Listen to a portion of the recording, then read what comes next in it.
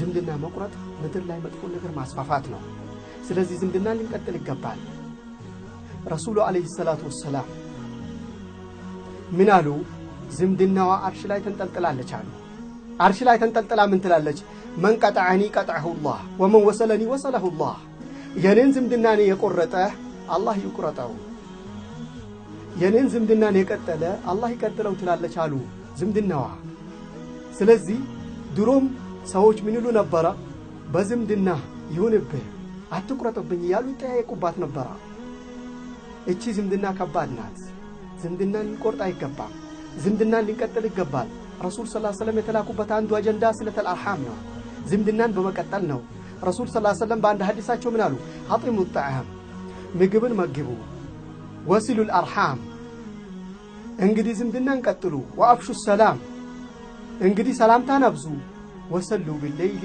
والناس نيام እንግዲህ ሰዎች በተኙበት ተነስታችሁ አላህን አስታውሳችሁ ወደ አላህ እስትግፋር አድርጉ تدخلوا الجنة بسلام ጀነትን በሰላም ትገባላችሁ አሉ ረሱሉ አለይሂ ሰላቱ ወሰላም የሙእሚኖች ምኞት የሙእሚኖች አጀንዳ የሙእሚኖች የመጨረሻ ተስፋ ጀነት ነው ስለዚህ ሁሉ ጊዜ የሚንሰራው ኢባዳ ሁሉ ለጀነት ነው ጀነት ከሚያስገባ ስራ አንዱ ዝምድና መቀጠል ነው ዝምድና ሊንቀጥል ይገባል ረሱሉ ሰለላሁ ዐለይሂ ወሰለም ምን አሉ ليس الواصل بالمكافئ ዝምድናን መቀጠል ሲቀጥልህ መቀጠል አይደለም ሲያኮርፈህ ሲጠፋ ሲቸግረው ሄደ መፈለግ ነው ዝምድና እንግዲህ በወረ ነገር አኮርፎ ሊሆን ይችላል ሄዳ አፈውቱ በለኝ በለው ቸግሮት ሊሆን ይችላል ሄዳ ሊትረዳው ይገባል ዝምድናን ፈልገህ ሊትቀጥል ይገባል ሲቆርጥ መቁረጥ አይደለም ስለዚህ እሱ ሲቆርጣት አንተ መቀጠል ነው አሉ ረሱሉ አለይሂ ሰላቱ ወሰለም ዝምድና ሊንቀጥል ይገባል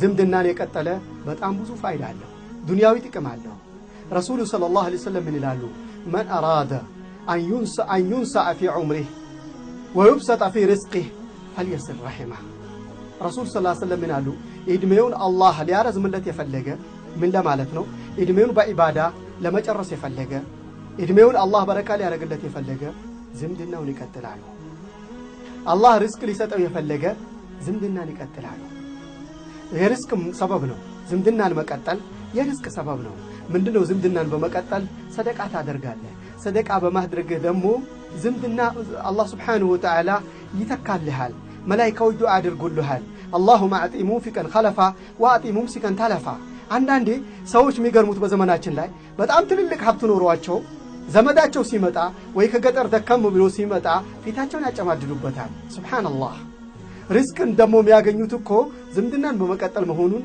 ዘንግተውታል ስለዚህ ዝምድናን እንቀጥል ይገባል ዝምድና በመቀጠል የጀነት መግቢያ ሰበብ ነው አላህ ለዚህ ነው እንግዲህ ወብልጃሪ ዚል ቁርባ ቅርብ ዘመዶቻችሁ ለሃደራችሁ አለ ስለ ጉርብትና አላህ ሲያዘን ምን ይላል ቅርብ ዘመዳችሁን ሃደራ አለ ረሱሉም አለይሂ ሰላቱ ሰላም ገልጸዋል ምን አሉ ጎረቤትህ ሙስሊም ከሆነ ዘመድህ ከሆነ ሶስት ሐቅ አለው አሉ የሙስሊምነት ሐቅ የጉርብትና ሐቅ የዝምድና ሐቅ አለው አሉ ረሱሉ አለይሂ ሰላቱ ሰላም ግን ጎረቤትህ ሙስሊም ከሆነ የጉርብትና ሐቅ አለው የዝምድና የሙስሊምነት ሐቅ አለው አሉ ሁለት ሐቅ አለው ጎረቤትህ ካፊር ሆኖ ሌላ እምነት ተከታይ ሆኖ ዘመድ ካልሆነ እንግዲህ አንድ ሐቅ አለው አሉ ምንድነው የሐቅ የማህበራዊ አናኗር የጉርብትና ሐቅ አለው አሉ ረሱሉ አለይሂ ሰላቱ ሰላም ስለዚህ ማህበረሰባዊ ሰላምን የሚያመጣ ማህበረሰባዊ ትስስርን የሚያመጣ ዝምድና መቀጠል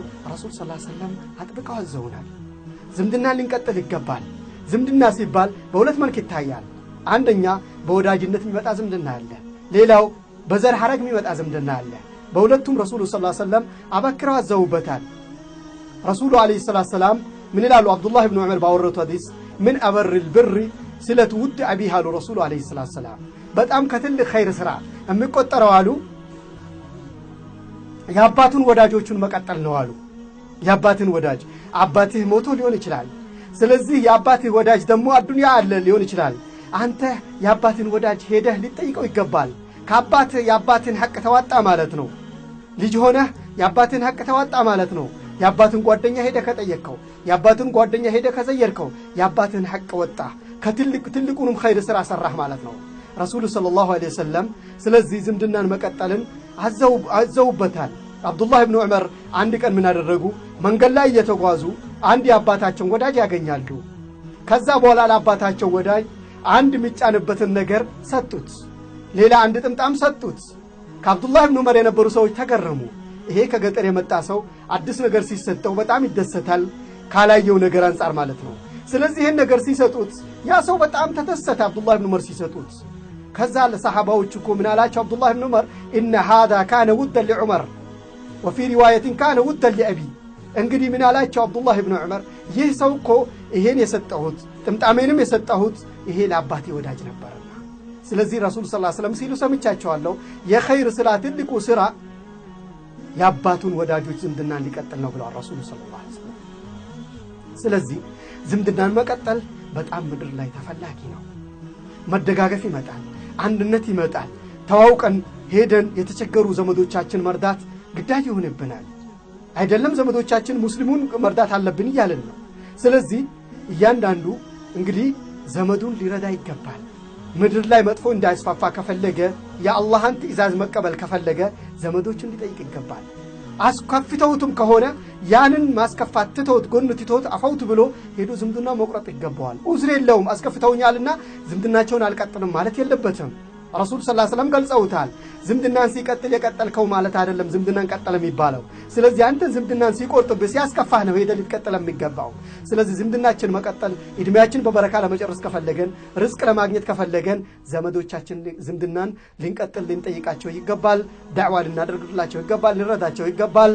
በመጨረሻም አስተውዲኡኩም الله دينكم وأمانتكم والسلام عليكم ورحمة الله وبركاته